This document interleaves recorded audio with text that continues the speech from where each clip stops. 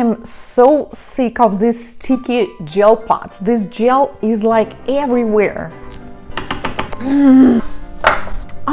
Let's try this simple nail hack on how to easily clean your sticky pots and cap. Take the cap with the gel and cure it in the lamp.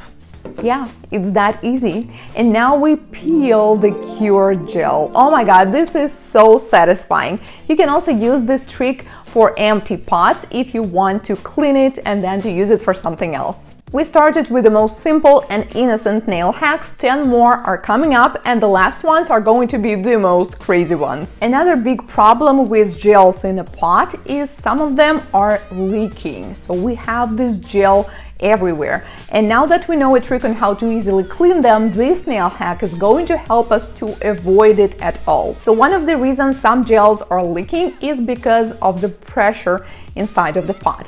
So we should decompress it. One of the easiest ways is to simply let it open and do not close it. But in this case, we will get all the fuzz and whatever else is out there inside of our pots. So there's a different way. All we need to do is to take an electric nail file and drill the hole through the cap. Yes, just like that. And if you're wondering, is it going to mess up my drill bit? Yes, it will. So please do not use your favorite one. Take some old one or the one that you don't like, because it is going to be messed up. Now we have a hole, so the air will be able to come inside, and supposedly we will not have this problem. Let's clean the residue underneath and wait for 48 hours. Normally this gel was leaking all the time. Now it's all clean, including the cap. I think I am going to use this nail hack, but only for the gels. I'm not planning to take anywhere, because in terms of transportation, this is not the best thing to do. At all times, also make sure that you keep your gels away from heat and sunlight. Every time I see someone trying to pour the monomer into this little glass, just like this, my heartbeat increases, because do you even know how much it costs? If you are avoiding to use this special tool for some reason, then try this. Take your acrylic brush and use it as the tunnel, and then pour the monomer into the Dapin dish through the brush, and you will not spill a single drop. Next nail hack is so clever. You need to ask your client to take a picture of their hand like this, lay it flat on top of the table, and take a picture next to a coin. Once they send it to you, you can use the same type of coin to scale up the picture, so you will have an idea of the actual size of their hands and nails. And we can use this picture to find a perfect matching sizes for press-ons, for soft gel tips, even for dual forms. I think the person who came up with this nail hack is genius, because this is so creative and cool. However, when I tried this hack in action, it seems like it is going to work only for one type of clients with 100% flat nails. If a person has a curve, especially a deep C curve, if the nails are curving downwards or upwards, if the curve is unsymmetrical, then it's not really going to work, because we will not be able to see the actual distance from one side wall to the other. So the sizes will not really fit. So as long as I like the idea of this nail hack, I'm afraid it's not really working in the real life. Sometimes I want to create nail art with super straight geometrical glitter stripes, but it's hard because glitter, it doesn't really want to stay in line. So the better way to do it, instead of hand painting the lines, we can take some glitter gel, cure it using clear film or glossy paper, then remove it and cut it. So you can cut it into stripes or into any shapes that you desire. Apply some thick consistency gel or base coat on the background and add this stripe or anything else. They're also ready to use glitter stripes on Amazon. They're available in all the beauty supplies stores, but I never really like them because they're super thick, and after a couple weeks they still start to peel from the free edge. But with these stripes you will not have this problem because they're handmade. You can use the same color as you used for your design. They're super easy to do and they're very flexible because they're made of the same product. Now we can seal it with a top coat to have a perfect even surface. And this leftover, you can simply file it off and you will not need to worry about it peeling because it won't. It's the same product.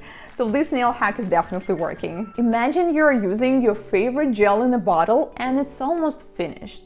And you definitely don't want to throw it away. We want to use it until the last drop.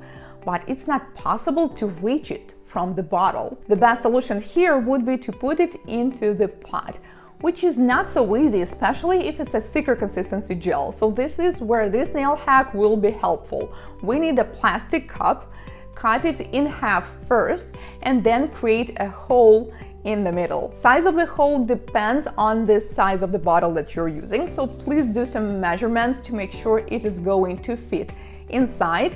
And then we're going to use this genius engineering construction to hold the bottle, and the gel will go down to the pot. Now we don't need to spend the entire day putting one gel from one bottle to another. This simple trick will do it for you. Another additional nail hack from me is please do not forget to label the gels whenever you're putting them from one jar to another, because it seems like you will know what's inside there, but trust me, a couple months passes or a few years and you will have no idea. So using the stickers or labels will be very helpful. Imagine a similar situation. You're running out of your favorite product, but since it's your favorite product, you definitely have not just one bottle of it, you have a few. So now you have two bottles. They're almost empty and it's not possible to use it anymore because there's so little of this product. So the smart decision here would be to take two bottles and combine them into one. You need to take one bottle of gel, put the orange wood stick inside, and then put another bottle on top. I tried this nail hack a couple years ago and it worked great with Cupa base coats. Now I tried it again with a different brand and it did not work out so well. So I guess it really depends on the size and the shape of the bottles.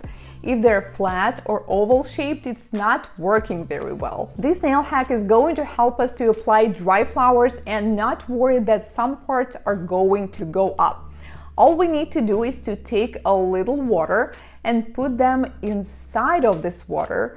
So now they're going to be more flexible and we can apply them on top of the gel. Honestly, this is a little confusing because I never really had issues, especially with the size of the dry flowers. I mean, you can easily apply them on top of the gel and they will stay there. I didn't really have any issues with them going up. And also I have some concerns regarding using water because I thought that's the point of the flowers being dry. Because they're dry, you don't need to worry about any moisture evaporating once they're inside of the nails.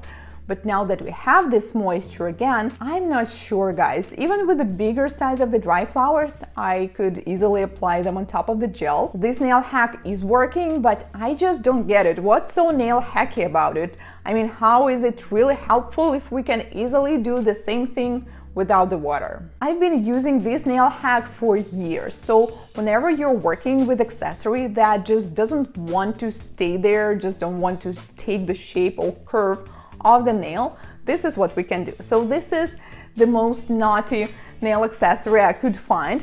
It's really stiff, it's really not flexible, so there's no way you can apply it according to the curve of the nail without using any additional tools. So this is what we can do. We can use a regular plastic wrap, apply some gel, apply the accessory, and then use the wrap to keep the accessory on top of the nail. It works really well with mica, with large size glitter, with stickers, like with anything.